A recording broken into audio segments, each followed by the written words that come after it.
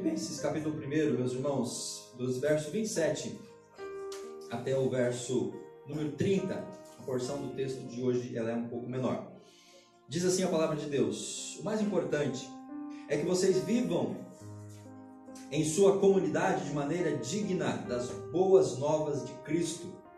Então, quando eu for vê-los novamente, ou mesmo quando ouvir a respeito, saberei que estão firmes e unidos em um só espírito, em um só propósito, lutando juntos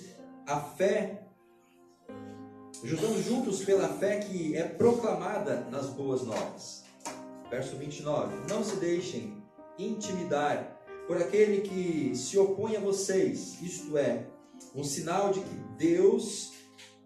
Deus, eles também serão destruídos e vocês serão salvos, pois vocês receberam o privilégio, não apenas de crer em Cristo, mas também de sofrer por Ele. Estamos juntos nesta luta. Vocês viram as dificuldades que eu enfrentei no passado e sabem que elas ainda não terminaram. Amém, queridos? Aqueles que estão conosco, nos visitando nesta noite, nós estamos expondo o texto de Filipenses. Temos adotado esta prática aqui na nossa igreja e hoje então nós finalizamos o primeiro capítulo desta carta. E o tema para esta noite é manter firmes as fileiras do Evangelho. A igreja em Filipos foi plantada pelo apóstolo Paulo na sua segunda viagem missionária. Depois de 5 anos, quando ele estava na terceira viagem, ele passa naquela região, ele fortalece aquela igreja, aqueles irmãos. Depois de 5 anos, agora já são 10 anos da fundação, Paulo está preso em Roma. De lá ele escreve esta carta para confortar os irmãos e desafiá-los a manter a sua fé em Cristo Jesus. Nós já avançamos nos primeiros domingos, falando na primeira parte, do verso 1 ao verso 11, que como filhos de Deus, nós desfrutamos da comunhão. Como igreja, como filhos de Deus, como irmãos em Cristo, a comunhão é um elemento importante para todos nós. Domingo passado nós falamos que como servos, nós trabalhamos com um propósito, que é levar a mensagem de Deus, que é espalhar o Evangelho, falar das boas novas. E Paulo finaliza o primeiro capítulo então hoje, nos trazendo a ideia de que como soldados, daí vem o tema, manter firmes nas fileiras do Evangelho, nós como soldados do Senhor Jesus Cristo, meus irmãos, nós devemos defender a fé do Evangelho. É isso que Paulo exorta esses irmãos nesses versículos aqui. Ele está exortando os irmãos de Filipos a defender o Evangelho, a manter o Evangelho, a poder defender contra os ataques de Satanás. O que seria a fé evangélica? Aquela fé que Paulo está exortando os irmãos a defenderem. De uma maneira muito simplória, nós poderíamos dizer que fé evangélica é o conjunto de verdades que foram entregues à igreja. Nós podemos colocar nesta fé evangélica todos os ensinos de Jesus Cristo, as bem-aventuranças, os sermões que Jesus ensinou, os princípios que ele estabeleceu. Nós podemos entender como fé evangélica as cartas do apóstolo Paulo, enfim, toda a palavra de Deus hoje para nós é a fé evangélica. E nós temos como igreja a obrigação de defender este evangelho, de proclamar este evangelho e de ensinar este evangelho. Porque esta fé evangélica, esse conjunto de verdades que foi entregue à igreja, deve ser passado para gerações futuras. Nós daqui a pouco, ao final da mensagem, vamos apresentar o Kael. Nós, como pais, devemos passar a fé do Evangelho para os nossos filhos, para as outras gerações que vão nos suceder até a volta do Senhor Jesus Cristo. Paulo, ele recebe de Jesus esta fé do Evangelho. Paulo, ele transmite para Timóteo e ele exorta Timóteo a transmitir a outros, a homens idôneos. Então é uma corrente que não pode ser interrompida. Nós, meus amados, temos o dever, nós temos a obrigação de compartilhar a fé, o Evangelho com as outras pessoas. Mas nesta batalha, nessa guerra, nessa luta, há um adversário, existe um inimigo. E esse inimigo, ele não pode ser outro, a não ser o inimigo das nossas almas, que tem os variados nomes que você possa chamá-lo como você quiser. A gente chama para as crianças do diabinho, né? Alice, às vezes, quando a gente está em casa, está passando lá na televisão a novela Jesus, quando aparece o personagem, né, que simboliza o Satanás, Alice já vai, pai, que medo do diabinho, né? Ela se refere dessa forma. Mas Satanás, enganador, diabo, mentiroso, ele tem inúmeros nomes. Ele é o nosso inimigo. E é ele quem quer nos desviar do foco de pregar a palavra e compartilhar o evangelho. Nós lutamos contra o inimigo das nossas almas. Ele quer afastar as pessoas da fé. E ele faz isso cegando as pessoas. Paulo diz que os incrédulos têm como que uma venda nos seus olhos, que é colocada pelo inimigo, para que as pessoas não vejam a verdade do evangelho, não creiam e não sejam salvas. Então, o diabo é o nosso adversário. Nós lutamos contra ele. Ele quer afastar as pessoas da fé. E nós devemos então, meus irmãos, com convicção, nós devemos com toda a ousadia, nós devemos com toda a fé que nós temos, entrar nessa batalha. Entrar nessa luta. Nós não podemos fugir desta batalha, porque convicção é o que vai determinar o comportamento e o futuro das pessoas. Aquilo que a pessoa crê, aquilo que ela acredita, e aonde estão as suas convicções, é que vai fazer com que ela viva o seu presente e o seu futuro. Nós agimos, nós reagimos, nós nos comportamos, nós compartilhamos, vivemos a partir de nossas convicções. Então, para uma pessoa ter uma vida saudável, uma vida relevante, uma vida abençoadora, essa pessoa tem que ter convicções corretas com relação a Deus, o Evangelho e a sua palavra. Se ela tiver convicções equivocadas, ela vai ter um comportamento equivocado e ela não vai ter uma fé saudável. Então, aqui no texto, de maneira muito objetiva, Paulo traz para nós 3 elementos para que a gente possa lutar juntos pela fé do Evangelho. Quais são esses elementos? O primeiro deles, verso 27, parte inicial do versículo, Paulo diz: o mais importante é que vocês vivam em sua comunidade de maneira digna das boas novas de Cristo Jesus. Aqui o apóstolo Paulo chama a nossa atenção, meus irmãos, para a coerência na vida cristã. O primeiro elemento que a gente tem que observar para lutar juntos na fé evangélica, para não nos desviarmos desse propósito e termos sucesso, é coerência na vida cristã. O apóstolo Paulo usa aqui um termo que ele é um termo político, é um termo de cidadania. Quando ele diz assim, o mais importante é que vocês vivam na sua comunidade de maneira digna, o viver na comunidade tem a ver com cidadania. Nós somos cidadãos da onde, queridos? Do céu ou da terra? Você é um cidadão terreno ou um cidadão do reino de Deus? Os salvos por Cristo Jesus são cidadãos terrenos. Então devemos viver a partir desta cidadania terrena. A nossa pátria não está aqui. Veja o capítulo 3 da mesma carta de Filipenses e o verso número 20, aonde o apóstolo Paulo, ele novamente traz essa ideia e essa verdade. 3:20, nossa cidadania, no entanto, vem de onde, meus irmãos? Do céu. E de lá nós aguardamos ansiosamente a volta do nosso Salvador. Então você é um cidadão que pertence ao reino de Deus, mas você vive no reino terreno. Enquanto nós vivemos aqui nesse mundo, nós baseamos os nossos valores, não nos valores da terra, mas nos valores celestiais. Somos cidadãos celestiais, temos valores celestiais, devemos pautar a nossa vida nos valores celestiais. Nós não somos cidadãos terrenos deste mundo, portanto não pautamos a nossa vida nos valores deste mundo. Os irmãos lembram que Filipos era uma colônia romana.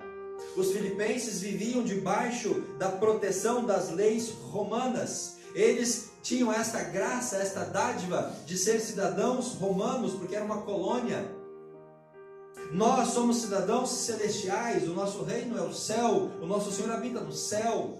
Os nossos valores estão pautados nas questões celestiais, então a nossa vida ela tem que ser condizente com esses valores celestiais. Nós não podemos pautar a nossa vida em valores e princípios terrenos. Somos cidadãos dos céus. Isso significa que nós devemos refletir a Cristo, refletir os valores cristãos, refletir os valores que estão no Evangelho, que estão nas cartas de Paulo, os valores que estão na palavra de Deus. Eu preciso viver a partir desses valores.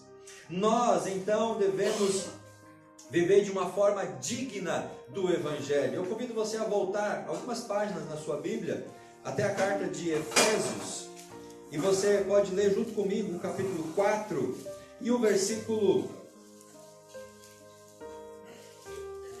número 1 ao número 3, onde o apóstolo Paulo traz esse tema da cidadania. Quais são as características de um cidadão celestial que vive no mundo terreno e pecador?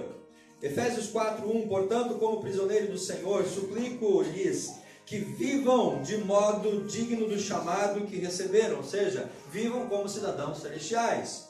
Versículo 2, sejam sempre, aqui dá as características, humildes, amáveis, tolerando pacientemente uns aos outros em amor. Façam todo o possível para se manterem unidos no Espírito, ligados pelo vínculo da paz, pois há um só corpo, um só Espírito, assim como vocês foram chamados para uma só esperança. Nós temos, meus irmãos, que pautar a nossa vida nos valores celestiais, porque nós somos cidadãos de lá. O nosso comportamento, os nossos valores, os nossos princípios, a nossa moral, a nossa ética, a nossa conduta, não é para ir ao céu. Você não vai para o céu pelo estilo de vida e a forma com que você vive. Os valores que nós vivemos aqui neste mundo, eles são valores que já pertencem a nós. Ou seja, o nosso comportamento não é para irmos ao céu, mas o nosso comportamento reflete a nossa cidadania celestial. Nós vivemos aqui como vivemos porque nós temos essa cidadania, essa característica, e não poderia ser diferente, senão seria hipocrisia, falsidade da nossa parte. Nós somos uma carta conhecida e lida por aqueles que não são cristãos, 2 Coríntios 3:2. Um casal chegou para o pastor e disse: pastor, os nossos vizinhos, eles não conhecem a Cristo, eles não conhecem a palavra de Deus, eles vivem de uma maneira indigna do Evangelho. O senhor tem um bom livro, uma boa sugestão de bibliografia para que a gente possa dar aos nossos vizinhos, para que eles possam ler e conhecer então o Evangelho de Cristo? Aí o pastor abriu 2 Coríntios 3:2 e disse: irmãos, o melhor livro que eu posso oferecer para os seus vizinhos é a vida de vocês. Porque Paulo diz em 2 Coríntios 3:2 que nós somos uma carta viva, lida pelas pessoas. As pessoas de fora vão ver o Evangelho, a cidadania do reino celestial em nós, através de nós, da nossa vida, do nosso comportamento, da nossa atitude, do nosso testemunho. Por isso que nós devemos viver de uma maneira coerente com a nossa cidadania celestial. Nós refletimos a cidadania celestial. O Evangelho, meus irmãos, é a boa nova da salvação ao pecador. 1 Coríntios 15, do 1 ao 5, Paulo diz que o Evangelho, ele é a comprovação daquilo que Jesus fez. Ele morreu segundo as Escrituras, ele foi sepultado segundo as Escrituras, ele ressuscitou segundo as Escrituras, e ele foi visto pelos discípulos segundo a Escritura. Então o que é o Evangelho? O Evangelho fala da vida, do ministério, da morte, da ressurreição, da ascensão de Jesus para ser o nosso Senhor e Salvador. E como que as pessoas de fora da igreja, elas vão ver esta verdade do Evangelho? Através da minha vida. Eu sou uma carta viva que deve levar o Evangelho. O melhor livro sobre o Evangelho é a nossa vida, é o nosso testemunho, é o nosso caráter, é o nosso viver cristão. Uma vida coerente com os princípios do reino é a melhor mensagem, é a melhor pregação, é aquela mensagem que chega primeiro àqueles que ainda não conhecem a Cristo Jesus. Tudo que você faz, tudo que você diz, seu comportamento, isso compõe a mensagem do Evangelho. E muitas pessoas, meus irmãos, vão ter essa única mensagem para se basear com relação aos princípios cristãos. Como nós estamos proclamando Jesus através da nossa vida? Paulo avança para uma segunda exortação, no final desse mesmo verso 27. Ele diz assim: então, quando eu for vê-los, Paulo tinha esperança de sair de Roma, e de fato ele sai, ele não é preso, ele não é morto naquele aprisionamento. Paulo então diz: quando eu sair daqui da prisão e eu for ver vocês novamente, ou quando eu ouvir a falar de respeito de vocês, Paulo diz: saberei que estão firmes e unidos em um só espírito, em um só propósito, lutando juntos pela fé que é proclamada nas boas novas. Então, além de ter coerência na vida cristã, nós devemos cooperar de maneira mútua para o Evangelho. E aqui o apóstolo Paulo usa um termo que é um termo esportivo. Quando ele diz lutando juntos, essa expressão, essa palavra do grego, se refere ao atletismo, a um trabalho em equipe. Paulo diz, vocês são uma igreja e vocês têm que trabalhar em equipe. Não é cada um por si, Deus para todos, como a gente ouve por aí. A igreja trabalha junta, unida, como uma única equipe. Havia alguns conflitos em Filipos, meus irmãos. Era uma igreja boa, sim, uma igreja excelente que qualquer pastor gostaria de pastoreá-la, mas tinha os seus problemas. Veja, por exemplo, o capítulo 4, o verso 2 e o verso 3. Onde Paulo diz assim, agora suplico a Evódia e a Sintique, tendo em vista que estão no Senhor. Então eram duas irmãs da igreja, da comunidade, elas estavam no Senhor. Aí o Paulo diz assim, resolvam o seu desentendimento. Eram irmãs, estavam juntas no trabalho, mas havia um desentendimento entre essas duas irmãs. Verso 3, e peço a você, meu fiel colaborador, que ajude essas mulheres, pois elas trabalham arduamente, mesmo trabalhando muitos, elas tinham uma divergência. Trabalham arduamente comigo na propagação das boas novas e também com Clemente e com os outros colaboradores, cujos nomes estão escritos no livro da vida. Por mais perfeita que seja uma igreja, meus irmãos, sempre vamos ter conflitos. Por mais perfeito que seja uma família, sempre vai ter desentendimento. Por mais saudável que seja um ambiente de trabalho, vai haver ali alguma divergência. A igreja não está isenta a essas divergências. Havia conflito, e o conflito atrapalha a obra de Deus. O conflito atrapalha a proclamação do Evangelho. Por isso Paulo exorta a cooperar mutuamente, juntos, unidos, na proclamação do Evangelho. O inimigo divide. Ele divide para enfraquecer. Ele divide para que então não lutemos contra ele. O inimigo nos divide para que a gente lute contra nós mesmos. Então, em lugar de nos unirmos para lutarmos contra o mesmo adversário, nós nos dividimos e passamos a lutar entre nós. Aí então o inimigo ele será vitorioso. Essa questão da unidade, irmãos, é muito importante em Filipenses. Paulo enfatiza em torno de 16 vezes ao longo da carta princípios, ideias, conceitos que levam à ideia de unidade.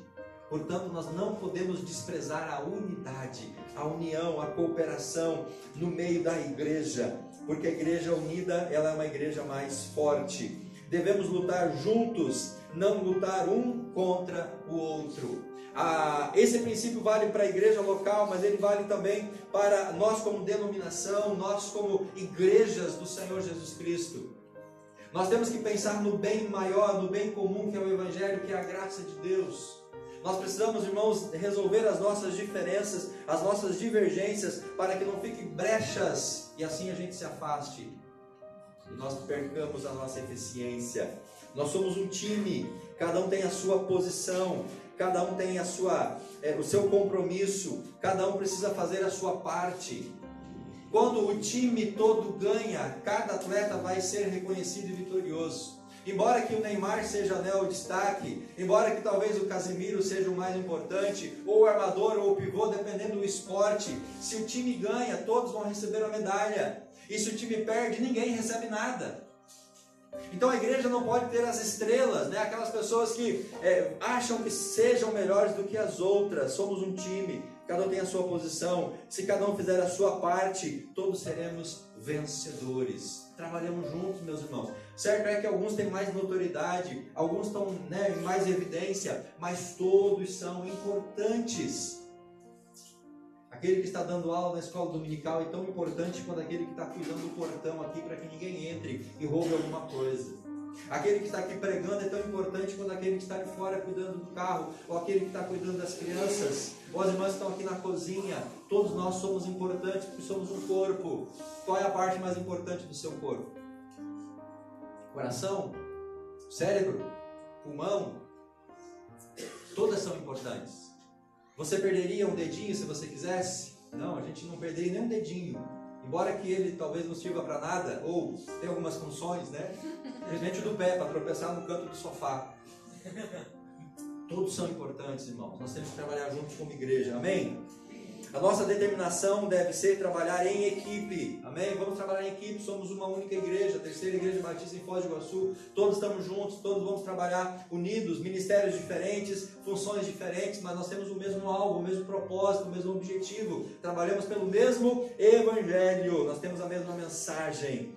Cidadãos vivem de forma coerente, o time deve trabalhar de forma cooperativa. Para o último elemento, verso 28 ao verso 30, para que a gente tenha confiança na batalha e sejamos vencedores. Leiamos novamente do verso 28 ao verso 30.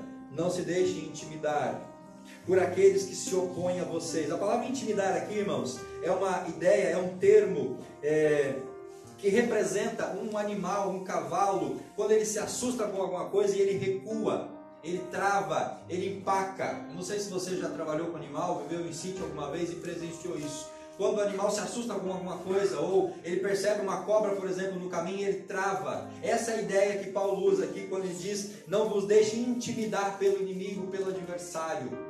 Então, meus irmãos, nós devemos estar confiantes na batalha. O inimigo não deve ser temido, não se deixe intimidar por aqueles que se opõem a vocês. Isso é um sinal de Deus, de que eles serão destruídos e vocês serão salvos. 29. Pois vocês receberam o privilégio não apenas de crer em Cristo, mas muitos riscam essa parte aqui. O privilégio não apenas de crer em Cristo, mas também o que, queridos? Sofrer por causa dele. Você quer sofrer por causa de Cristo? Você quer sofrer por causa de Cristo? Não, nosso coração vai dizer: não, eu não quero sofrer por causa de Cristo. Mas Paulo diz que crer em Cristo é um privilégio tão grande quanto sofrer por causa de Cristo. Por isso nós temos que estar confiantes na batalha. Ele diz no verso 30, estamos juntos nessa luta.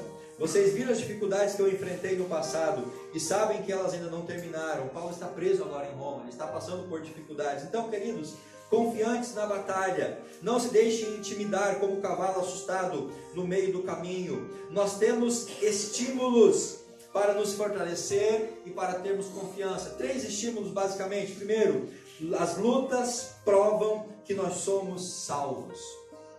As lutas são evidências da nossa salvação. O inimigo ele vai se levantar contra aqueles que são salvos para que eles desviem esses do caminho de Deus. Passar por lutas, passar por provas, passar por dificuldades são elementos que provam que nós somos salvos. Não é só o crer, mas é o sofrer por causa de Cristo. Veja o capítulo 3 e o verso 10 dessa mesma carta, onde Paulo diz assim: quero conhecer a Cristo, experimentar o grande poder que o ressuscitou. Mas ele fala assim: quero sofrer com ele, participando da sua morte. Meus irmãos, as lutas, os sofrimentos são provas de que nós somos salvos. Andar com Jesus não cessa as lutas. Andar com Jesus não é sinônimo de fim de lutas, de batalhas, de dificuldades, de provações, de problemas, de enfermidades, de percas. Se alguém está vendendo para você um evangelho de que em Jesus você não vai ter lutas, você não vai ter problemas, você não vai ter dificuldades, esse não é o evangelho da Bíblia que eu conheço. O evangelho que diz que não há sofrimento, que não há lutas, que não há dificuldades, não é o verdadeiro evangelho. Paulo diz que é um privilégio crer em Jesus, mas sofrer por causa de Jesus. Aliás, meus irmãos, a gente poderia avançar esse conceito. Andar com Jesus é o início de muitas lutas e de muitas batalhas. Evangelho de João, capítulo 16, verso 33. No mundo tereis aflições, mas tende bom ânimo, eu venci o mundo. Andar com Jesus é sinônimo de enfrentar aflições, tribulações, angústias, dores, se nós de fato vivemos o Evangelho. Agora, se nós não vivemos o Evangelho, aí nós podemos nos esquivar desses problemas, dessas lutas, dessas batalhas. Esteja preparado. Segundo elemento, ter conflitos é um privilégio. Nós sofremos por causa de Cristo, irmão. Nós sofremos por causa do nome de Jesus. Então sofrer por causa de Cristo é um privilégio. Se o sofrimento é apenas por causa das nossas situações, por causa das nossas dificuldades, se nós sofremos por conta própria, não há nenhuma honra nisso, não há nenhuma glória nisso. Sofrer por burradas que nós cometemos, por passos errados que nós damos, sofrer porque nós tomamos decisões erradas, não há nenhuma glória nisso. Agora, sofrer por causa de Cristo, perseguição, luta e várias outras situações, nisso sim há gozo, nisso sim há alegria. Isso é algo que Deus quer de nós. Por Cristo nós sofremos. E isso é uma grande honra, isso é uma grande glória. Paulo diz, eu me alegro por crer em Cristo, mas eu quero também morrer junto com Cristo, ou como Ele morreu. Eu quero padecer juntamente com o Senhor. E último, queridos, outros também sofrem a mesma coisa. Nós não estamos sozinhos. Nós não somos a penúltima bolacha do pacote. O que você está sofrendo, o que você está padecendo, tem alguém que está sofrendo e padecendo talvez muito mais do que você por causa de Cristo. Você já ouviu falar da igreja perseguida? Países no mundo, lugares no mundo onde os cristãos são literalmente mortos, irmãos, queimados por causa do nome de Jesus? Então nós não estamos sofrendo sozinhos, nós não estamos sozinhos nessa. Tem muitas outras pessoas sofrendo o mesmo e até mais do que nós. O profeta Elias, quando estava lá no Carmelo, depois de vencer os profetas de Baal, ele estava lá murioso. Deus, estão me perseguindo, querem me matar, só ficou eu, o único servo fiel na face da terra. Aí Deus fala para Elias, Elias, tem 7.000 não se dobraram a Baal, você não está sozinho não. Meu irmão, o que você está passando, muitas outras pessoas estão passando. Paulo está dizendo para esses irmãos, nós estamos juntos nessa, verso número 30. Estamos juntos nessa luta. Vocês viram quanto eu sofri enquanto estava em Filipos. Lá em Filipos, Paulo foi preso, açoitado, e agora ele está preso de novo. Os filipenses estão sofrendo perseguição. Paulo está dizendo, vocês não estão sozinhos. Aqui em Roma tem gente sofrendo perseguição. Eu estou sendo perseguido, então há irmãos padecendo o quanto que vocês estão, ou até mesmo mais. É pelos conflitos que nós crescemos na fé. Deus nos dá força.